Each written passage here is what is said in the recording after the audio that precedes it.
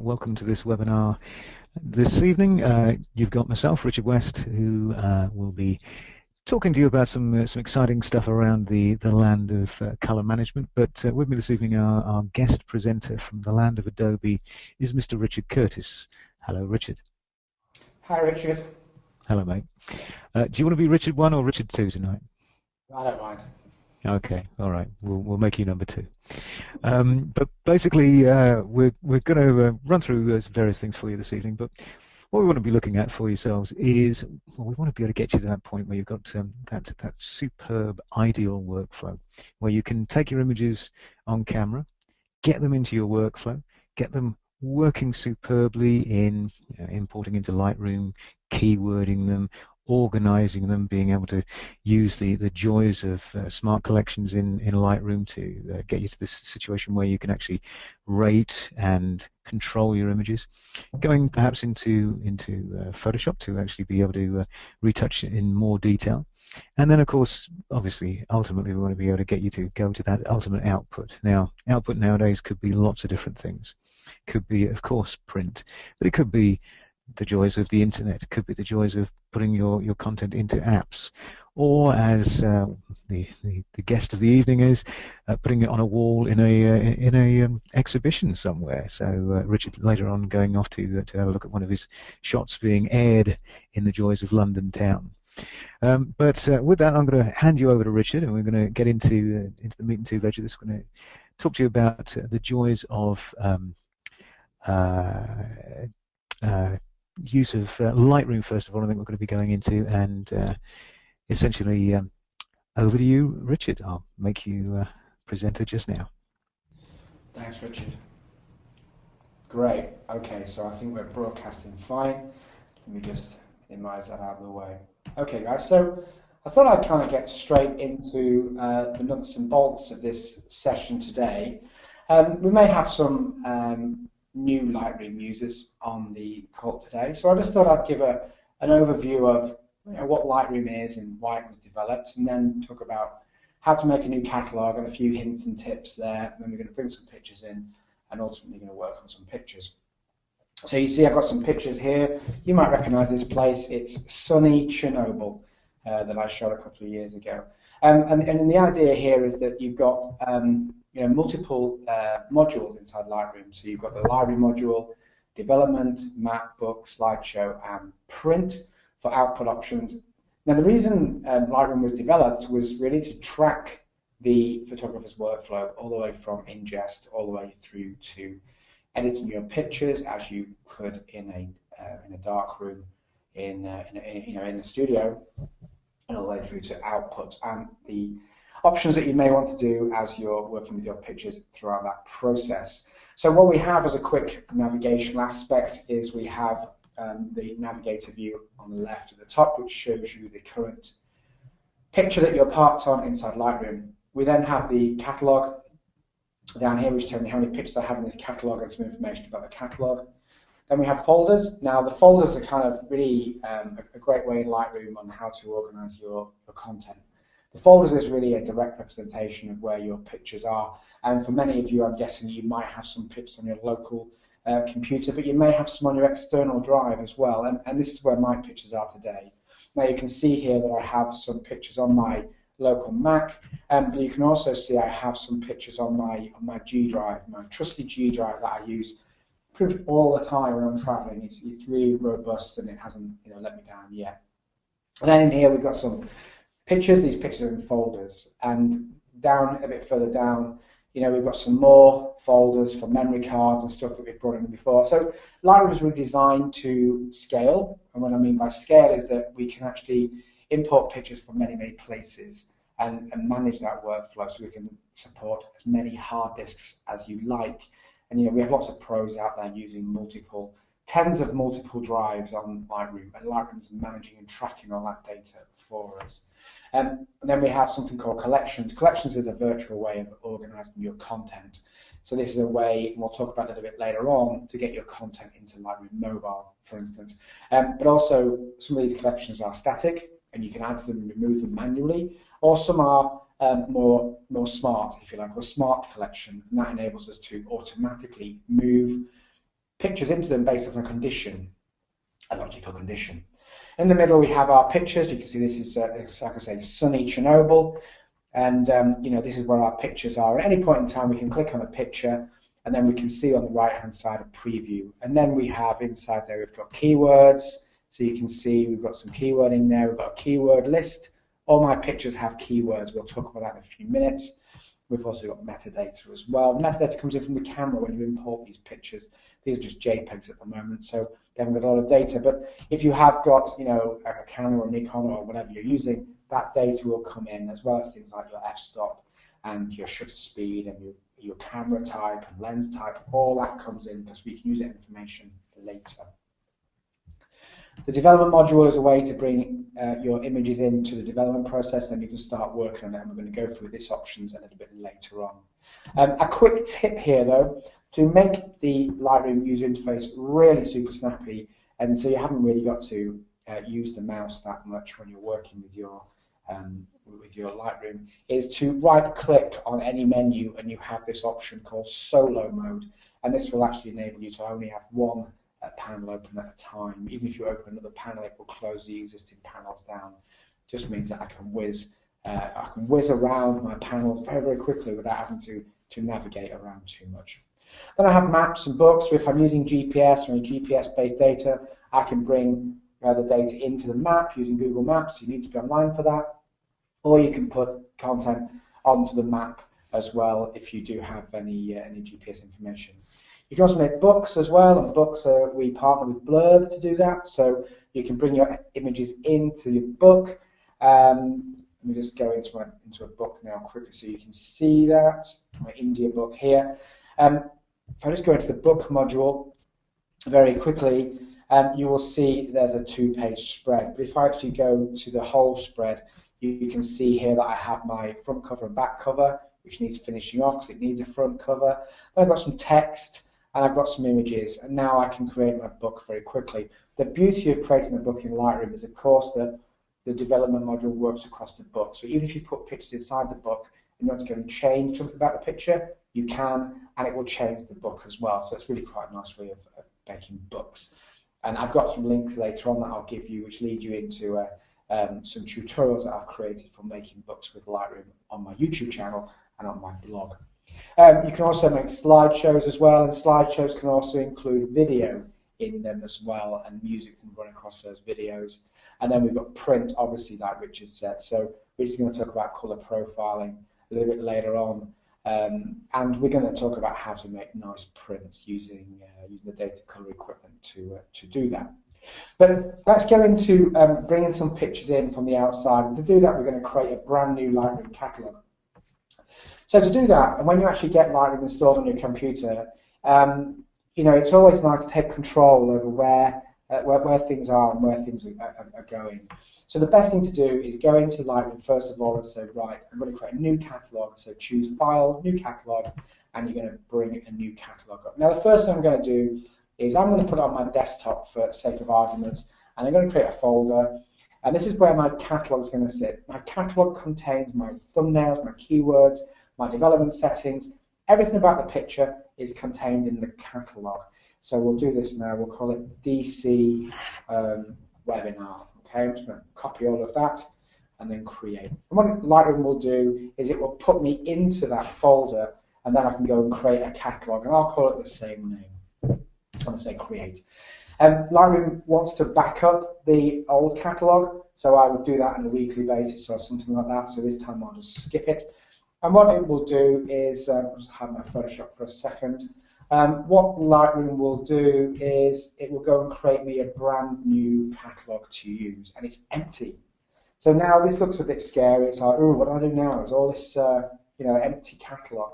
Well, it's really easy. So we're going to import images in from my memory card, okay? But before we do that, we're going to configure Lightroom and show a couple of settings that I think are really worthwhile to look at. Inside Lightroom, you've got the Preferences panel, and Preferences has your external editing. So in here, you can choose whether you want to edit a TIFF or a PSD. You also have Lightroom Mobile, so you can sign into Lightroom Mobile at this point as well, which I will do because we'll synchronize it in a little while. And I'm going to switch to syncing the catalog, and you can synchronize one catalog into Lightroom Mobile. If I go back to preferences, you can see I'm signed in already. So it means it's going to keep that information active for me and keep that process for me. The second option I'm going to show you is in catalog settings, and this little guy here. Under the metadata tab, you have automatically write changes to XMP. Now, for all the new people out there using Lightroom, there is no save button. And there's no save button because Lightroom saves automatically. Okay, so any adjustment you make is saved into the catalog. Now, we're not going to change anything about your picture because Lightroom is not destructive. But what this guy will do is, if I'm using external drives or my pictures are elsewhere, this will actually take the edits that I'm making on my development settings from Lightroom and put them next to the original file in what's called a little XMP file. And that's an XML file for the technical people. But what it does, it keeps those adjustments for me on the outside of Lightroom, just in case anything happens. It's really handy to have, and I'd always put that on. You shouldn't notice any performance degradation whatsoever, but it's worthwhile having that on just as a backup. Right, now we've got that done, we're going to import some pictures. So the first thing I'm going to do is, if you've already got a memory card or you've got an external drive, you might want to bring content in from that and put it somewhere. So I'm going to choose import. Now when you choose import, you've got multiple options. You've got the source on the left, you've got the activity on the top, and you've got destination to the right. If you ever get lost in Lightroom, go to the left and work in a clockwise direction. We're going to choose pictures from my memory card over here. You can see there's some pictures here. They're all digital negative files that I've got here, and we're going to work on some of those in a little while. Now I'm going to copy these. I'm going to copy them to an external drive, okay, because that's where I want to put it. Because if you put them in your local computer, your local machine is going to fill up with time, fill up with space. So if I put it in an external drive, it means that I'm freeing my machine up to do all the really hard processing work and use my external drive as a place to store them. The most important things to think about is when you're importing these images is any metadata you may want to apply to them. Now I've got in here rich. Now rich is my copyright information.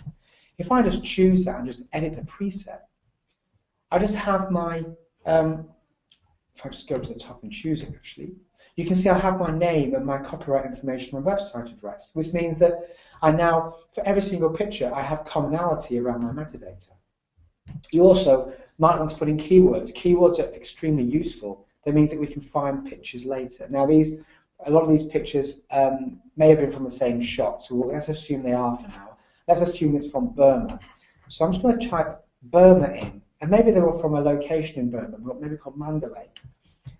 So I'll type Mandalay in, and what this will do is it will add that keyword into those pictures and automatically add it in form as a bulk update.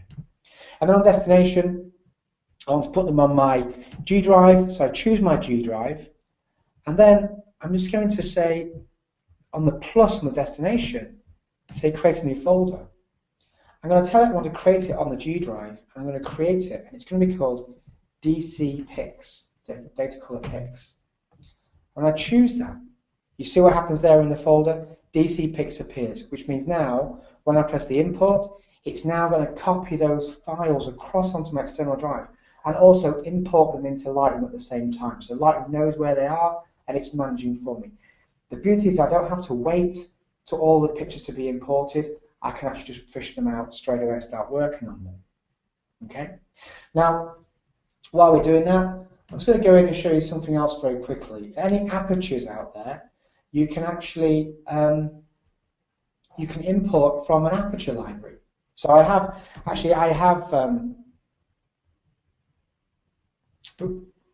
a second. I'll switch catalogs in a second to show you this. Say for example you have aperture and you've got some pictures inside aperture you want to bring in as well. Well, in aperture you don't have to do anything. In Lightroom, what you can do is just go to the plugin and say import from aperture library. It will automatically look at the aperture library and tell me I've got 79 pictures. Then I can import these and choose where I want to put them as well. Now we bring in the raw file, and any adjustments that have been made in aperture come in as a JPEG. Then you can actually make the adjustments again. But things like keywords come in, color labels come in as metadata and keywords. So we try and preserve as much as we can through that process. Okay, so I'm just going to switch catalogs very quickly. I think you get the idea of how to organize and bring things into your catalog. I'm just going to bring in this one here. Just going to relaunch that very quickly and just minimize these out of the way. And just go back. Okay, so here we are. Here's my images. Now we talked about collections earlier on. So I've got a collection here actually for this this session today, and it's called Datacolor Webinar. Now let's just go back to my my folder and create a new collection so you can see how that's done. I'm going to use Apple A to select all my pictures. I want all my pictures to be inside that collection. So I'll go to my collection and I just create a collection and I'll call it DC Collection. I'm going to synchronize with Lightroom Mobile at the same time and then press Create.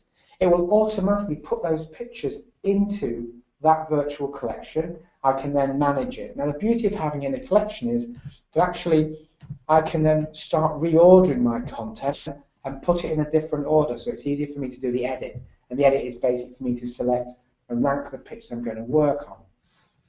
Let me show you how to do that now very quickly and show you how library in Lightroom is really powerful. I'm just going to use single mode in this example rather than the grid mode. And single mode allows me to see that picture just by itself with nothing else around it. And I'm going to use my arrow keys to whiz through some of these pictures. And as we get through them, you'll find some that you might like or you might not like that you want to edit later in, say, Photoshop or inside Lightroom even. So I'm going to use the number keys 1 to 5, and I'm going to use a ranking technique and say, okay, well, I like this one. I'm going to choose a 3. Now I only get up to 3 because my photography isn't good enough to get to a 5 yet. I've only been doing it for 25 years. It needs to be a lot more than that before I get to number 5. As I do that, you'll see pictures again and go through here. I like this one, so it's a 3. I like some of these, but these are very similar shots. Now what I can do in Lightroom, if I'm struggling between a shot, I can turn on survey mode, and survey mode will show me those pictures, enable me to choose the right decisive moment. So you can see here that actually I think this one is the strongest. So I'm just going to remove this one, and give this a number 3, and there I've ranked it. Here's some more pictures that make up a decisive moment. We've got some more images over here that we might want to use a little bit later on an edit, just to show you how some of this stuff works in Lightroom. And there's my edit. Now what I can do now is filter. So I'm going to turn on my grid mode over here and then go down here, which is my filtering mode for Lightroom. And we've got 2 filtering modes, one over here and one at the top. So in this one down here, I use it because it's really nice and quick to get down to the ones I really want to edit with. I'm going to choose rated. And in rated, I can choose number of stars I want to include. And for this one, I'm going to say, show me everything that's got a 3-star. And you can see here, it narrows down my selection really quickly and enables me to focus on my edit. Now, we talked earlier on about having metadata coming in from the camera. So inside the top section, which is available using the backslash key, and if I press that, the backslash key, in the grid mode, you can then see the filters. In metadata, we have information about the lens and the camera that was used to take the picture. So I can actually do different types of slicing and dicing of my picture. I can say, show me everything I shot with a 70-200 f4 Canon lens. And I can select that, and you can see these are the pictures that I shot with that. So I can also choose pictures that I shot on my Leica M9 very, very quickly. So it doesn't matter how big your catalog is, you can always find your content. So even if you've got 120,000 pictures, you can find your content. As long as you label it properly in the keywords and using metadata, you can find those images really, really quickly. Now, the synchronization to Lightroom Mobile, I think, is finished. So let's have a look there and see where the pictures are. Now, I can't show you my iPhone and my iPad today, but what I can do is right-click on the collection. And down here, once you've synchronized that collection to Lightroom Mobile, you can then go to Lightroom Mobile and then you can say View on the Web. Once you view on the web, it will take you to a browser. I'm just going to minimize that quickly and just go to my Safari browser because that's just a little bit easier. So if I go over to my Safari browser and refresh that, I go into what's called my Adobe Creative Cloud Identity. This also applies to the photography plan and to the full plan. And what it means is that I can go into my pictures at any point in time on the web. It also means that I can share this with others. Okay, so here's my pictures called DC Collection that you saw earlier. And if I click on here, you'll see I've got a lock which shows me it's private and all my pictures. I can also click on these pictures and you'll see a full preview. Now don't forget, this is a RAW file. So any files you use on your iPad, your iPhone are RAW files, not JPEGs. We're compressing them, so it means you can have many more on those devices at any one point in time. And the beauty is on those devices you can make adjustments or select them for the edit using the Start system or the Pick system. And then you can then make those changes on the iPad, and then those changes will come back into Lightroom on the desktop, really automatically once you've got an internet connection. Super quick. So go back one stage and then 2 stages back to my collection itself. And I'm going to click on the lock. I just want to make this shareable. Okay, so on the up arrow here, I can go into sharing options. In the sharing options, you can see that it's not shared, it's public. So it's private, sorry. If I click on shared, it will make it public, and then it gives me a link which I can copy or I can view. That means it's now public, and anyone with that link can actually get access to this content, which is great. It means that if I've got a picture, I'm saying I'm a wedding photographer, or I want to get some feedback from somebody, I can just very quickly give them access to put comments on. And I can say things like, great shot, can you remove the wires? Okay, post that comment. Now what happens is that will come through to Lightroom inside the desktop automatically. Okay, I can also like it as well, so I can collect narrative and comments from my audience, from my friends, my families, my clients, whoever it may be, but I can use that information to make some adjustments. You see in Lightroom on the desktop something happened. I got one unread comment, and down here I've got a little message that says I've got a new comment. If I right click, if I just click on here, I can review those comments. Okay, it will then take me. I'm just going to turn off my filter actually, because it's not allowing me to see that. So review the comments quickly, and it shows me the picture that I put a comment on, and now you can see the comment inside Lightroom. Now I can collaborate with this user. I can say, you know, thanks, great CC. Press enter. That will now go back to the web view, so then they can see that, and then you've got a continuous thing going. So the users will get access to the browser-based view of Lightroom. Now, so we've gone through a lot of things inside the library module, but what I'd like to do is just switch over quickly to Richard, who's going to go through color, and then what we're going to do is going to go through some development, and we're going to, you know, make our pictures look amazing. Yeah, thanks for that, Richard. I mean, just to pick up on where you left off, I suppose. I mean, one of the ways in which I use the catalog module and the setup basically within Lightroom, I set up smart collections, and I'll do that, you know, for instance, within a set of images where you were rating them. What I'll do is I'll say, okay, I've got some 3-star images here, for instance, so we've got some shots that I've sort of put into my slash pile. I do go up to 5 actually. I'm that daring.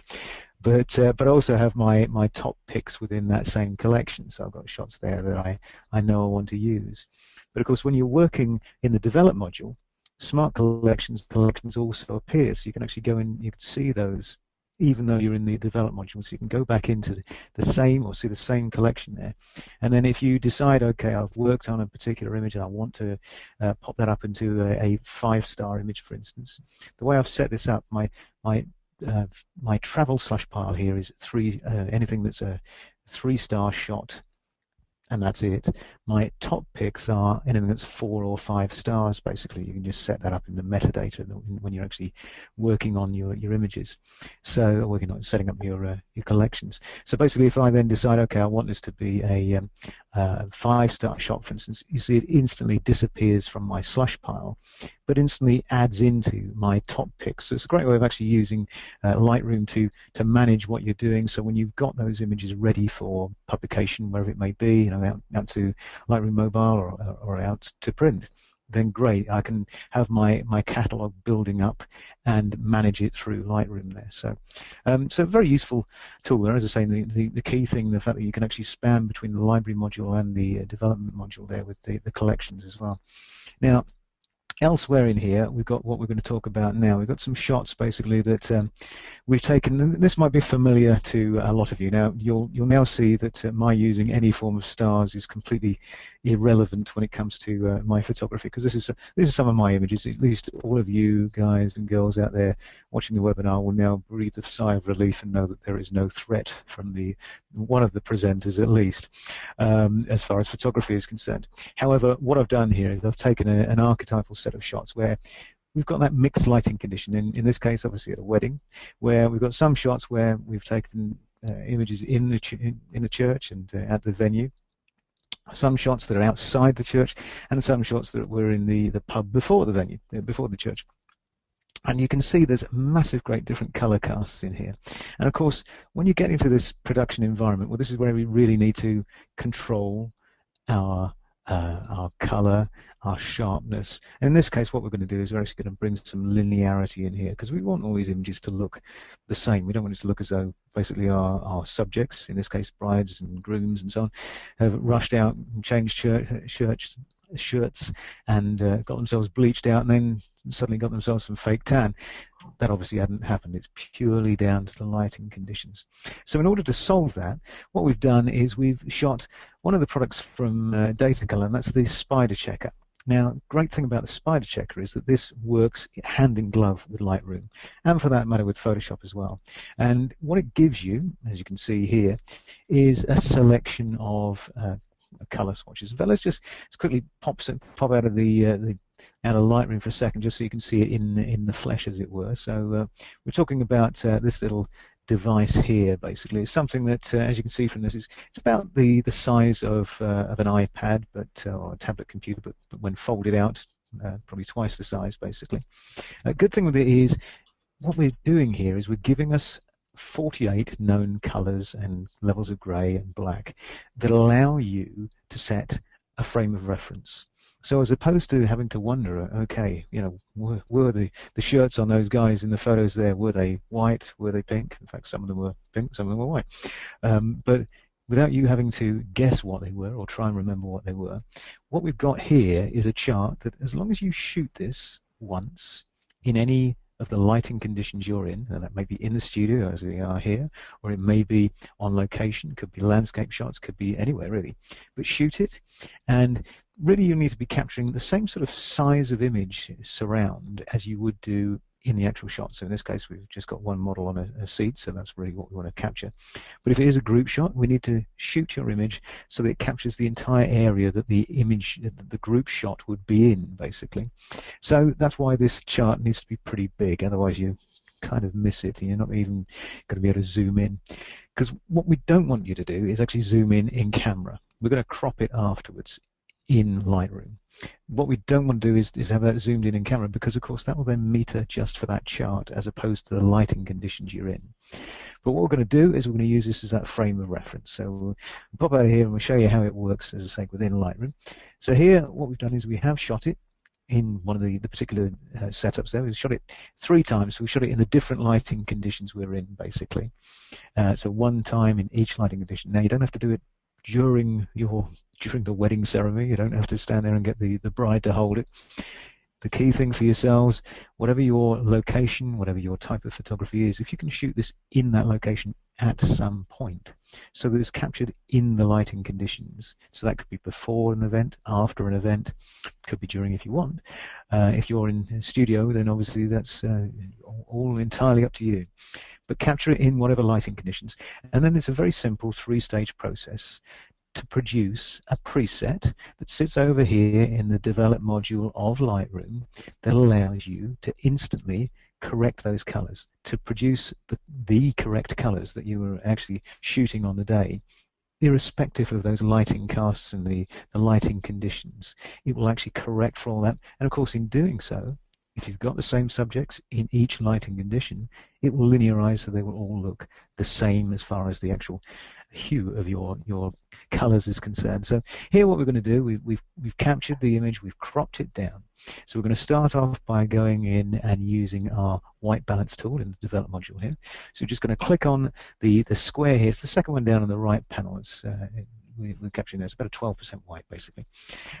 That's stage one. Stage two, we're just going to make sure we've got our exposure and our contrast levels correct for the images. So exposure up here, we know that that square there is a 96% white. And if we look to the right-hand side, just by the histogram, that's that diagram or graph there, you'll see underneath there it says 95.8 or 95.9. So what we're looking at there is an average somewhere around 96, basically. If it's not spot on, this is pretty much spot on, we'd use the exposure slider here in Lightroom to actually adjust our exposure to get the exposure level correct, because that's really what you're doing. We're saying, okay, we know this value of white. If it isn't looking like that in the picture, we just need to adjust the exposure to get that value to the correct level. And then likewise at the other end of the scale, so to get your contrast right, we need to look down here, and this black is a 4% black. Now you can see back up at the histogram again, it's looking a little bit out from that, so we can use, in this case, the blacks slider just to reduce down or increase that level of black so that we get that to the correct 4% level that we want there, basically. So that's roughly good enough. So we've got 96% and somewhere around the 4%, maybe a little bit too high, but again, for purposes of this demo, as we're up against time, we'll say that's good enough. So then we go into the third and most important stage.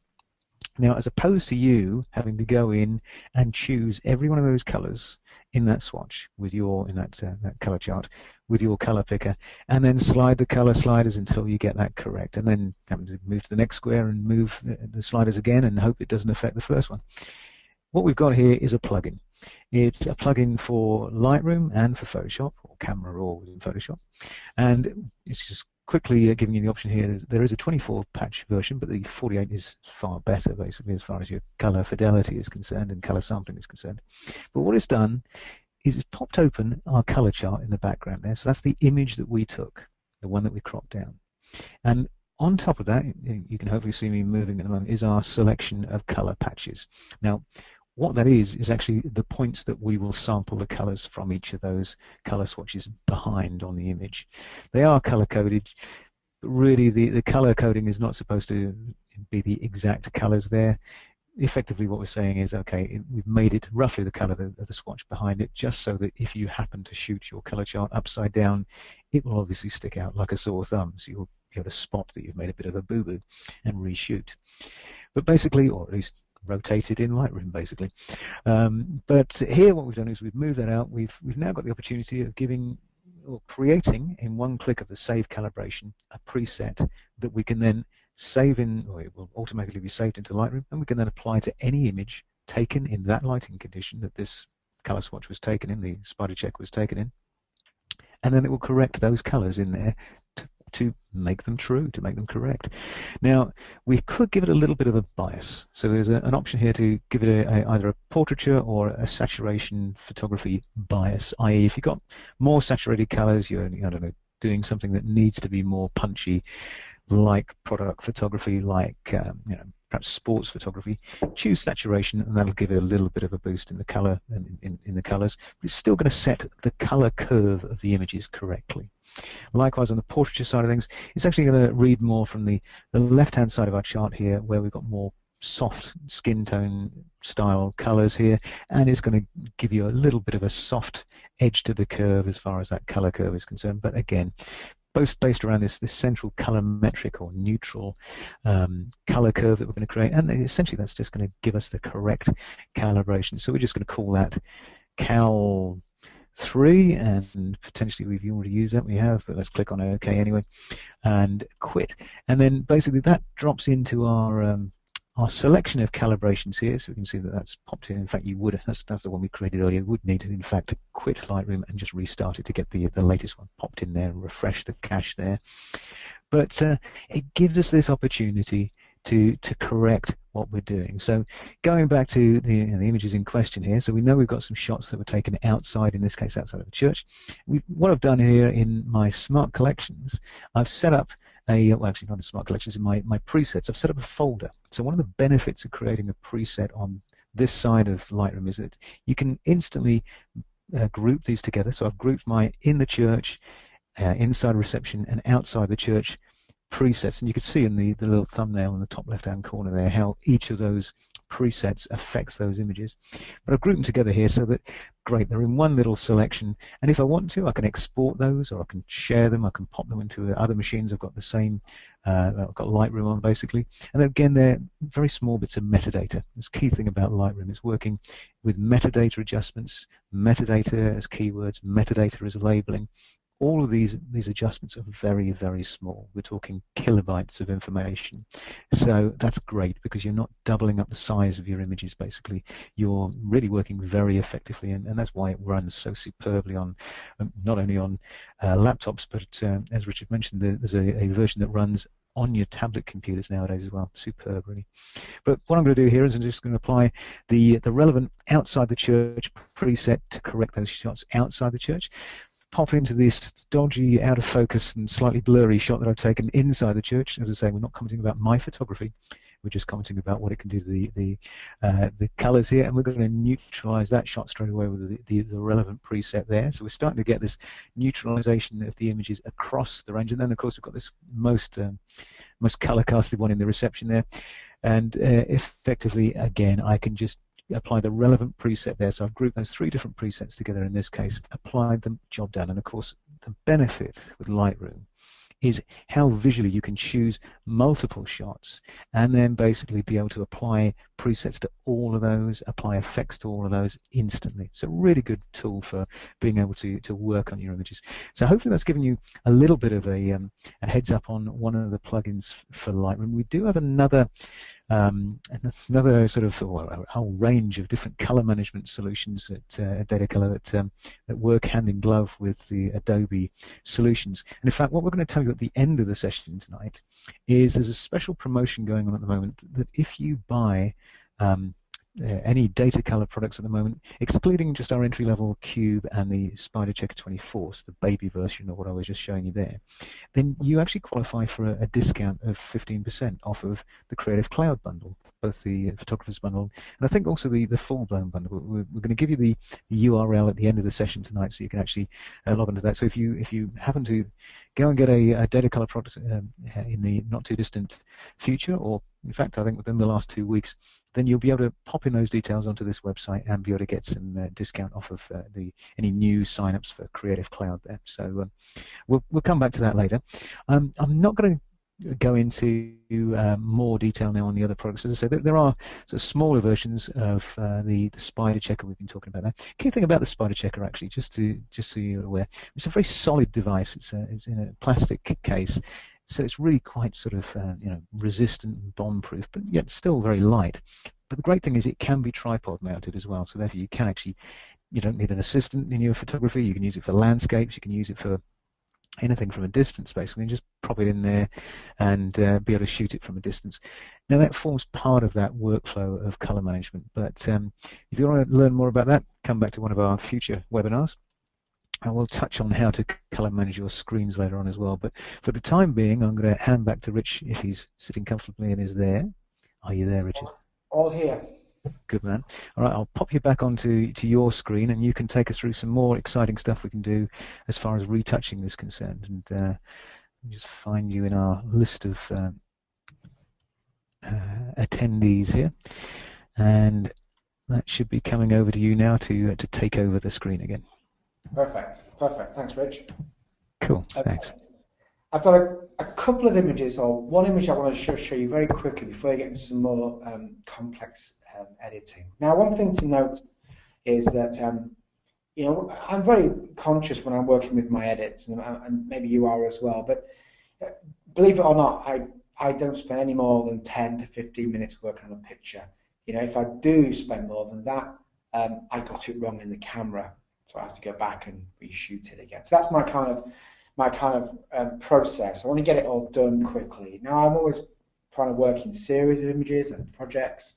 But for this exercise today, I'm just going to show you a couple of images and how to edit them. Maybe to give you some ideas of what you can really do with your images out of the camera and how fast you can, excuse me, make them look amazing. Okay, let's go take this picture here of the Eiffel Tower. We're going to move into the development module now. We're going to go very quickly around this. So the first thing is that you're probably doing, and hopefully you're doing, is looking at the histogram. Always look at the histogram. The histogram is going to tell you a lot of things about that picture. And you can see here that we're not clipping the highlights and we're not clipping the shadows. And we can see that by hovering over the histogram. We can also turn the J key on and off, and the J key will show us any clipping. So I'll keep that off for now, because I'm going to turn that back on in a second independently. So we know we've got all that data, but we need to extract it out. And that picture looks really, really dull. So we're going to go into the Basic tab.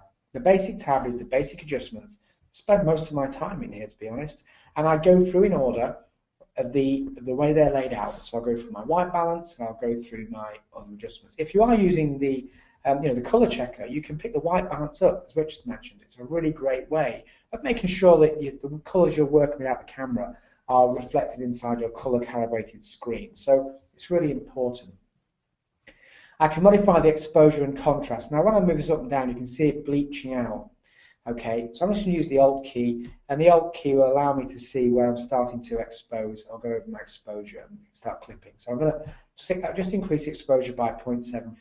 Then I'm going to go into the highlights and recover the highlights. And you can see there that I'm starting to bring back data from those highlights. But now in the shadows, if I open the shadows up, you can see that all that shadow detail is there. I just don't have access to it initially. So using these sliders enables me to control what I'm seeing as part of this image. Now, it may be too much, maybe not enough, and you can adjust it at any point in time. You don't have to do this in order, you can do this at any point in time. So it's a continual adjustment process.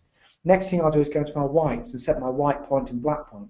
The white point is where you'll start to clip. Now, I'm very conscious of the fact that I've never clipped the whites. You want all that detail. That's why we shoot to the right and shoot for the highlights in digital photography. Very similar to film, back in the film days. I use my Alt key, and the Alt key will now turn on clipping indicators. So when I move my slider to show my whites, you can see that I'm clipping in that corner. I want to dial that back so I'm not clipping and let go. And then I've got my white point set. My black point is a different story. My black point is going to give me contrast. And again, using the Alt key, I can clip and make sure that I'm nice and contrasty. Okay?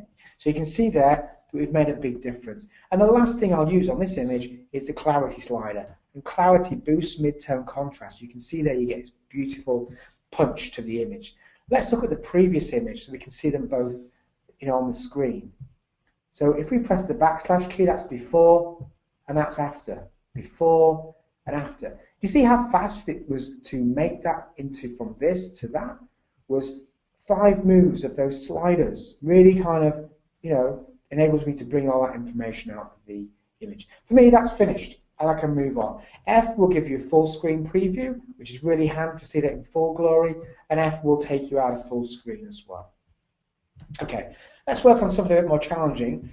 This was taken in the Lake District in the UK, and I like it. It's got some really nice qualities. There's a few issues though. I like the framing of the tree because it's the main focus point, but I think there's too much gap here, so I'm going to tighten the gap down. Also, these white areas in here, there's a few twigs and stuff that we'll see in a few minutes. I don't like those particularly, and I want to clean it up. So spot the image of anything that's going to hurt, not going to get on my eyes, and it's going to distract me from the main event. I like the sky. The sky's got some really nice clouds in there, form, so I can pull that out. But I think it might look nice in black and white. So I'll show you a few things that I use Photoshop for as well as part of this image. So the first thing we do, look at the histogram, look at where the highlights are, look at where the shadows are, and let's see if we need to boost any exposure. If I hold the Alt key down again, you can see that actually I can get some more exposure, a little bit more, about 1 stop over, which flattens out the sky, but it's okay because it makes the whole scene brighter. We're going to use the highlights to recover the sky. So we'll dial the highlights back, and we bring a little bit back, but there's more, and we're going to come back to that in a second. Shadows is going to open the shadows for us.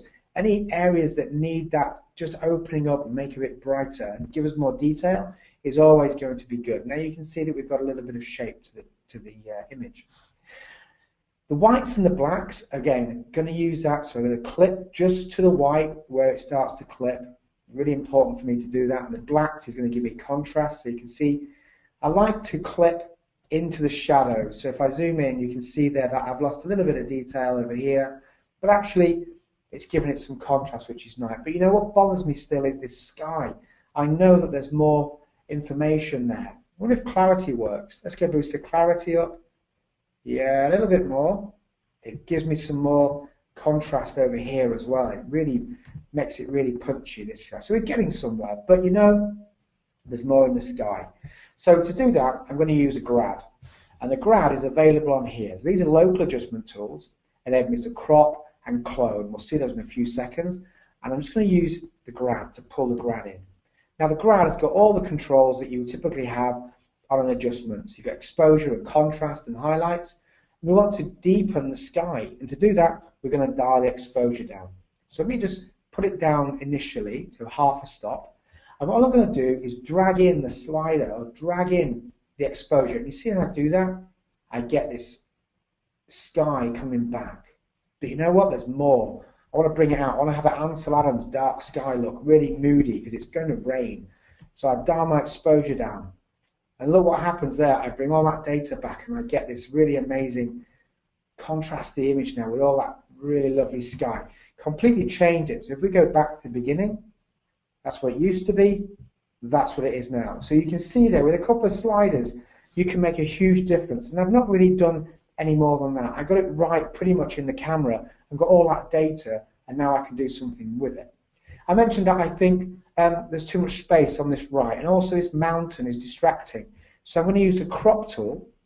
And the crop tool, I'm going to keep in the original aspect ratio. I can go off-piste and just change that willy-nilly, but I'm going to keep that original. I can also change the aspect ratio. If I want to do me more modern, maybe, I may want to choose something like a 5:4 format, and that will change the aspect ratio of that crop. But I'm just going to choose the as shot and just redo that. So I'm going to dial that back. I don't mind losing a bit of sky. I can overcompensate, just move a bit of grass up, and just frame it. And I'm going to use the diagonal, the spiral. The spiral is going to give me a focus. It's going to give me attention. It's going to say where the image has got power. And you can see anything on that line is going to give power to the image. And, you know, that tree is clearly on that line, which is giving me drama. And you see it goes right to the edge, but not too far. So I'm going to use that in my composition. And now, look at the difference now. I've gone from this to that. Look at that. Hugely different. Even a little crop has made it much more stronger as an image. I'm going to zoom in down here because this white area is really starting to bother me. And it really comes out once you start playing with the image. That data comes out and you see it and you think, oh, white. And your eyes get attracted to the bright areas and removed from the shadows. So we're going to talk about that a little bit later on. But for now, I'm going to use this clone heal tool. And the clone heal tool, I'm going to use on my bracket keys. I'm going to make a little area. Now, I'm going to keep my feather fairly high and just change the size of the brush. And this is going to feather in the clone from a different area. So it means that I can do all my retouching inside Lightroom and get it pretty much near to the point where you can't see the change. I notice, of course, that there is this branch over here. So I do the same thing. I make it a bit smaller this time on the clone. Now I can do as much as I like in this image at this point, and I'm just going to non-destructively work with those pixels. I'm not changing the raw file, I'm just making a mask, if you like, over the top. So I just draw over here and sample from a different area. I'm just going to drag it down manually and sample from an adjacent area. Maybe work on my feather. It might be that you want to actually show a little bit of the twig, but not get too get your eyes too involved in that. And you can do that just by dialing the opacity down as well. I'm going to use the space bar though, and the space bar will allow me to drag the image and look for anything else that I'm kind of finding annoying. And I find this a bit aggravating, and I think it will over time. And you can see here this bright spot here. I'm just going to get rid of those. Now this really comes down to your ethics and your personal taste. So it's up to you, but you've got all the control here as well. You see a few more elements over here. I'm just going to fix those as well and just remove them. But you get the idea what I'm doing. I'm cleaning the image up so it looks much better.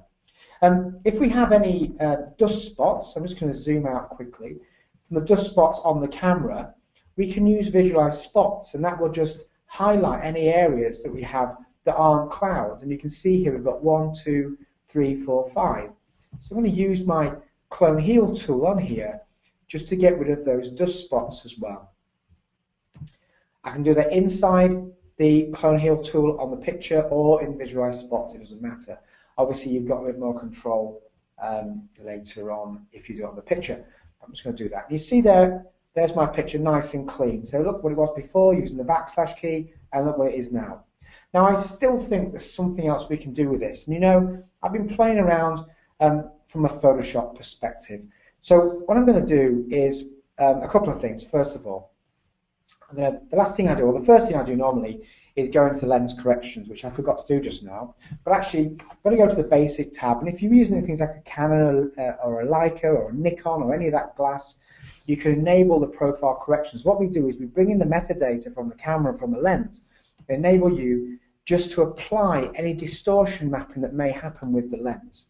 If you're using a compact system camera or a Fuji, then they're applied automatically when you take the picture, and that profile is embedded inside the raw file. When we bring it into Lightroom, we're automatically doing the conversion for you, so it makes it really easy for you to remember. So that's that. And I'm also going to use, I'm going to just go into fit mode now.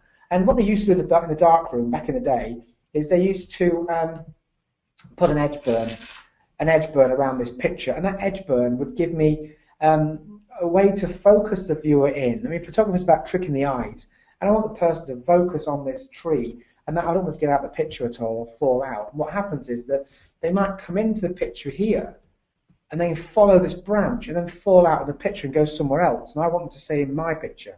So I'm just going to use the effects, and in the effects I'm going to apply a very slight vignette around the edge, and what this will do is it keeps me in the picture.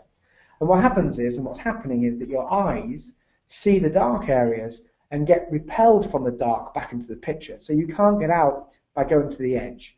And then the white areas or the bright areas will keep you engaged. So it's a real nice little trick. You can't see it normally, just a little bit, like -11, -9. That's all you need, and it gives you that edge. Now, let's make this, let's do something else with this. Now, I found a little trick that I've been using, and it's a split tone. I'm just going to dial some numbers in here, and it's going to look a bit odd for a few seconds. So I'm going to dial 45, which gives me a yellow tone. I dial 31 in saturation. Okay, so you can see it changing, the tone's changing. So split tone's great for changing mood and tone. Balance is going to be 25. Hue is going to be 249, and saturation is going to be 99. And this will go and change it so it looks really strange. I'm also going to move this into black and white mode as well. And black and white will give me a really weird blue image. Now I'm going to use this for contrast.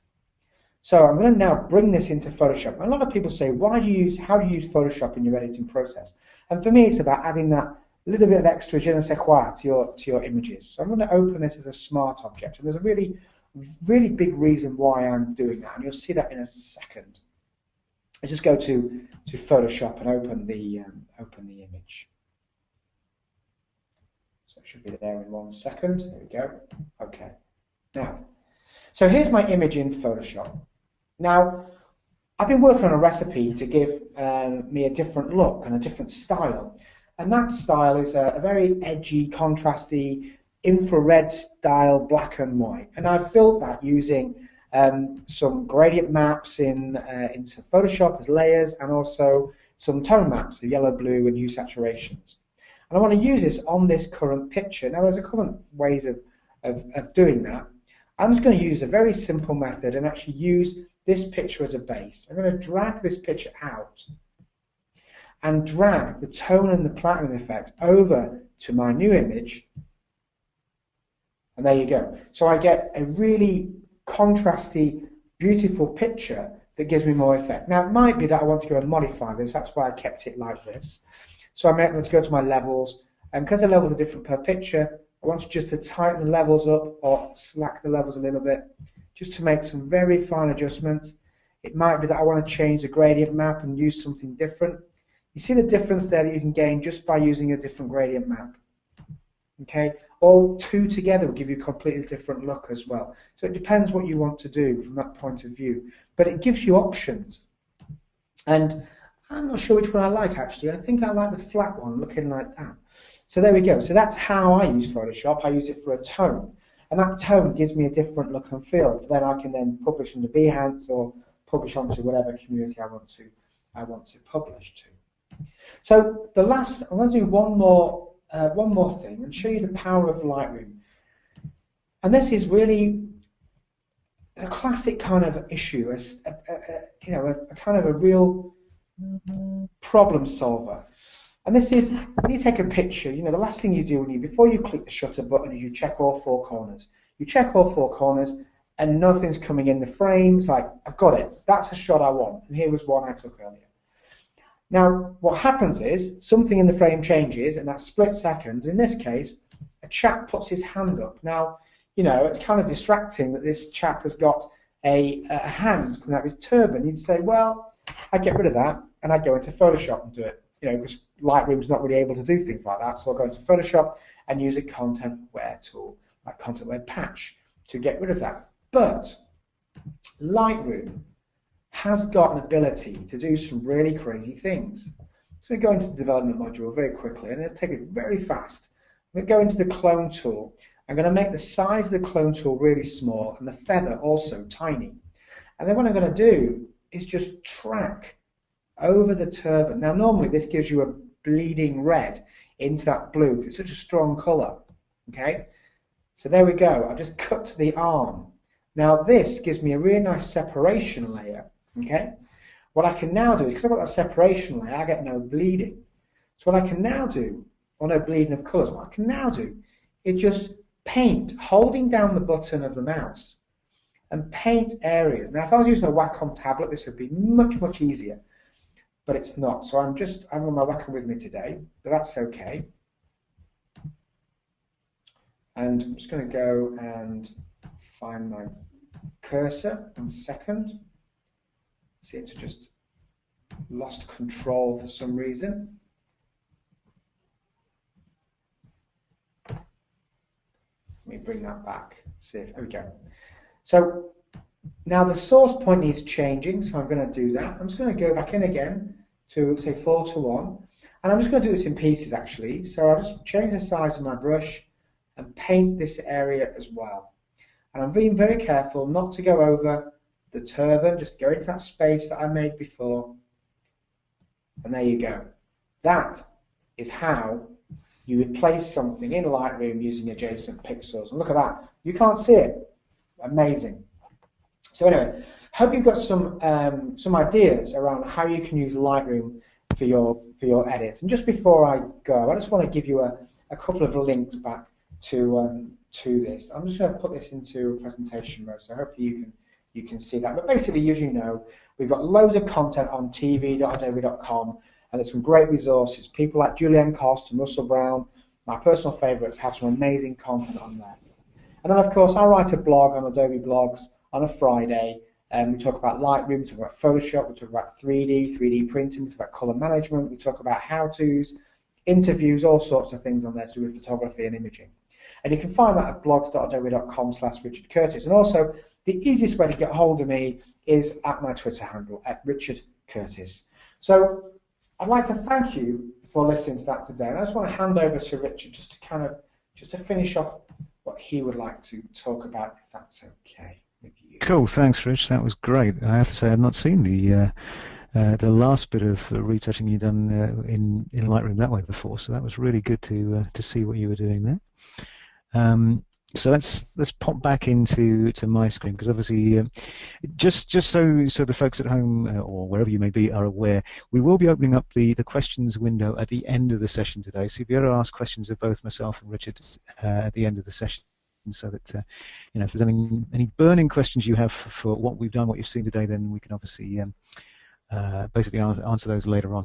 But effectively, what we've done today, hopefully, is shown you a little bit of what we wanted to show you to start off with here, i.e. being able to capture, being able to get your images in, being able to organize them, being able to control them using Lightroom, basically, being able to go in and then retouch them and be able to work on them. And of course, then be able to go out to wherever that output might be. Now we've shown this in this nice little diagram here, where it's a nice and easy solution that works all the way through. But of course, one of the things that can play a problem in there is color. Now, with the Spiderchecker that we showed you earlier on, we showed you this one of the Datacolor range of capture solutions that allow you to calibrate your front end to get your capture of colors correct. And that's great. You can use these solutions, basically the Spiderchecker, the Spidercube, or the Checker 24 there. They give you capture of colors and really capture things correctly from the word go. Now, we've got lots of colorblind users actually out there that can't actually see colors correctly themselves, but if they're using those solutions, it gives them that ability to work confidently within their colors. Now, of course, there are other parts to that workflow. Now, we showed you going out to print. Now, the Spider Print is a solution that Datacolor produced for calibrating your print end of things. Now, this tends to be something that you're only going to use if you are doing a lot of prints yourselves. If you are really, producing prints that you're going to be selling yourself. Otherwise, people tend to use the pre-done profiles. That's the sort of fingerprints of how your different types of output those colors. We can cover this off in another session, another night, basically. But essentially, this is something that, come on to one of the sessions. We'll teach you how to get that back end output correct, basically, as far as outputting is concerned. The most important part of what you're doing, though, is being able to see no matter what it is that you're working on. So that could be a Cintiq from Wacom, for instance. It could be a tablet. So you've heard how we've got Lightroom Mobile, for instance, and various other new apps from Adobe sitting on the tablet front nowadays. And there's some fantastic stuff that you can do in there, both on the graphic end of things, the illustration end of things, as well as retouching. So superb solutions. But even if you're working, for instance, on a TV, or wanting to work on colors that are going to end up on TV or end up on the internet, you need to have a means by which you can control your colors on screen, i.e. something, and the answer is the Spider, basically, from Datacolor, that calibrates any of those devices, that allows you to put those devices into the internationally controlled ICC profiled standard, such that if I look at my laptop screen, it looks exactly the same as my desktop screen, it looks exactly the same as my mobile screen. These things can be produced, can be automated to go into this calibrated setup. It works basically by using a very similar technique to what I was showing you with the Spiderchecker earlier on, i.e. the calibration device reads the screen colors. The software that runs on the screen, or on the computer, basically runs in front of runs on the screen, runs a selection of colors in front of the eye of the calibration device. It reads those, it knows what they should be, how they should be reading, and it corrects those colors if basically they aren't showing correctly. Now, that's very briefly describing how to do it. The key thing, if you're going to be working in Photoshop, in Lightroom, if you want to be able to go into the situation where you can go into your delightful shots once again and soft proof them here in the develop module, one of the most important buttons in Lightroom as far as I'm concerned. Hit the develop module, hit the soft proofing button. Over on the right hand side, you'll see that picture now looks very washed out. Over on the right hand side, you'll see that actually what's happening is we're soft proofing our end output. Now, in this case, it happens to be my home photocopier fax machine, which was never really intended for doing full color printout. It could be something like a nice Epson or Canon printer, basically. So there we are. You can see how that's actually giving you a before and after there. So left-hand side is how you want it to look, right-hand side is how it will look on that particular printer.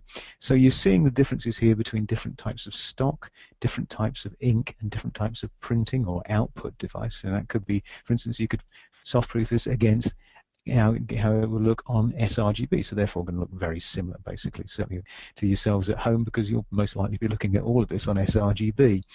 But the Y key there, if you hit the Y key on your keyboard, then you get this before and after split screen effect, so you can actually soft proof. And of course, from there you can use the retouching controls within Lightroom to adjust contrast, exposure, colors, etc., etc., to get that shot on the right-hand side of the screen as much as it looks like on the left-hand side of the screen. And basically you can then save that as a preset. Once again, back to those presets on the left-hand side, and therefore you can basically add in, for instance, retouching capabilities in there and effects. So therefore we can parcel this all up into one button to suddenly apply across all your images to correct for color and get it correct for output with the effects that you want to be applied in there. So that's giving you a very, very short idea of color and retouching capabilities within Lightroom and Photoshop. If, for instance, folks, you at any stage want to get something that does your capture end, so we've got the spider cube here on the left-hand side of the screen. It's sort of a mini version of the Spiderchecker we showed you earlier on that allows you to set your highlight, shadow, and contrast levels in your grey points, your white points in your images. You also need to get your screens calibrated, and you also need to get your printers calibrated. Now, you can buy all three in a cut price bundle called the Spider Studio. And essentially it comes in a lovely metallized case here and saves you about £100 off of the list price. Now, tonight, I've not mentioned any promotions and so on. I am going to talk to you about, if you need to find out any more about color calibration, either come back to one of our other webinars at some stage, or go and download this particular ebook. Now, tomorrow or over the next few days, you will be receiving an email which will give you a lot of the details from tonight, including a promotional code, which will give you a discount off of, or tell you about our Christmas discounts, basically. So we're offering Christmas discounts on the Datacolor products, on the spiders, so for that screen calibration, but also on that Spider Studio. So that's quite a substantial discount on there. So if you want something that is going to be calibrating your entire studio, look out for that email over the next couple of days. Now, wrapping it up, folks, if you need to know anything more about what we touched on tonight, and you want to perhaps re-watch this webinar tonight, then we will be posting it to our YouTube channel. We've got loads of different videos on there, or if you go to the webinars section of the Datacolor homepage, you'll be able to see previously, you can log through that to have a look at previously run webinars, of which this one will be appearing in that pantheon of different informative webinars there. Lastly, if you have any questions which we can't manage to answer in the next few minutes because Richard is up against it, he's going to go to a gallery, so he needs to be out of here, so we're not going to have a great deal of time for questions and answers tonight. We will open the questions panels in a few minutes, so you can type in your questions, but if we don't get them all answered tonight, there is our European international free phone support line number there. It is 2 zeros because it's a European-wide free phone number.